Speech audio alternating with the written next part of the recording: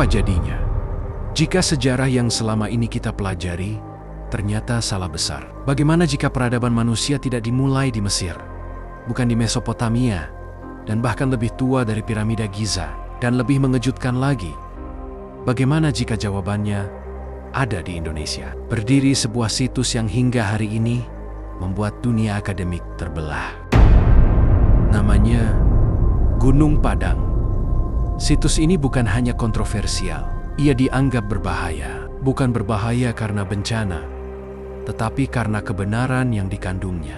Gunung Padang selama ratusan tahun dianggap hanya bukit biasa. Masyarakat setempat menyebutnya Punden Berundak, tempat ritual leluhur. Namun pada awal abad ke-20, arkeolog Belanda mulai mencatat keanehan susunan batunya. Balok-balok batu andesit berbentuk kolom, tersusun rapi, mengikuti pola geometris yang mustahil alami.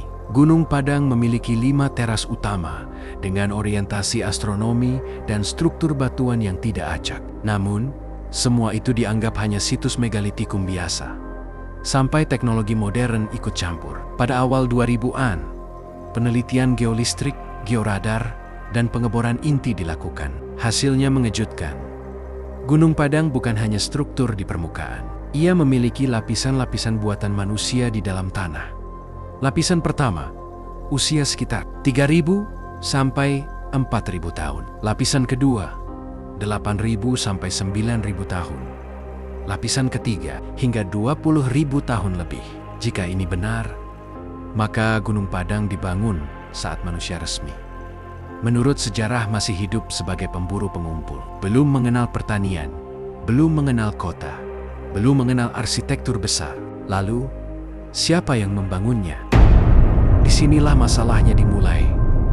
Gunung Padang mengancam fondasi sejarah dunia. Selama ini sejarah global sepakat, peradaban maju baru muncul sekitar 5.000 sampai 6.000 tahun lalu. Jika Gunung Padang lebih tua, maka buku sejarah harus ditulis ulang.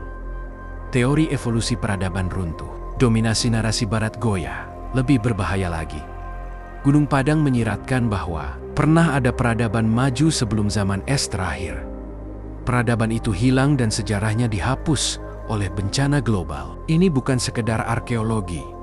Ini menyentuh mitos banjir besar, Atlantis, dan peradaban prasejarah yang selama ini dianggap dongeng. Anehnya, setiap penelitian yang menyebut Gunung Padang lebih tua selalu mendapat penolakan keras. Peneliti ditentang, pendanaan dihentikan, hasil riset diragukan. Beberapa ilmuwan menyebut Gunung Padang hanyalah bukit alami. Namun data geofisika berkata lain, yang membuat curiga situs ini tidak digali secara menyeluruh.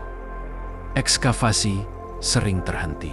Diskusi internasional jarang diangkat. Pertanyaannya, apakah dunia belum siap menerima kebenaran atau ada sesuatu yang sengaja ditutup? Beberapa teori alternatif menyebut Gunung Padang bukan sekedar tempat ritual. Ia mungkin pusat energi bumi, kalender astronomi raksasa, bangunan penyeimbang, lempeng bumi, atau peninggalan teknologi kuno yang hilang. Struktur kolom batu yang saling mengunci menunjukkan rekayasa teknik tingkat tinggi. Lebih mengejutkan lagi, beberapa pengukuran mendeteksi ruang kosong besar di dalam bukit. Apakah itu ruang penyimpanan, ruang ritual, atau sesuatu yang belum boleh dibuka? Jika Gunung Padang terbukti peradaban tua ada di Nusantara, manusia kuno jauh lebih cerdas dari yang kita kira. Sejarah global selama ini tidak lengkap, maka dominasi sejarah Eropa runtuh. Pusat peradaban dunia bergeser. Narasi manusia primitif terbantahkan. Gunung Padang bukan berbahaya secara fisik, tetapi berbahaya bagi kekuasaan narasi. Dan sejarah selalu ditulis oleh mereka yang berkuasa. Gunung Padang masih berdiri, diam, seolah menyimpan rahasia yang belum waktunya terungkap. Mungkin bukan Gunung Padang yang berbahaya, tetapi kebenaran yang dikandungnya. Karena ketika manusia sadar bahwa leluhurnya pernah jauh lebih maju, maka kita akan bertanya, siapa kita sebenarnya? Dari mana kita benar-benar berasal? Dan apa yang pernah menghancurkan peradaban sebelum kita? Gunung Padang bukan sekedar situs. Ia adalah peringatan bahwa peradaban bisa hilang dan sejarah bisa dilupakan.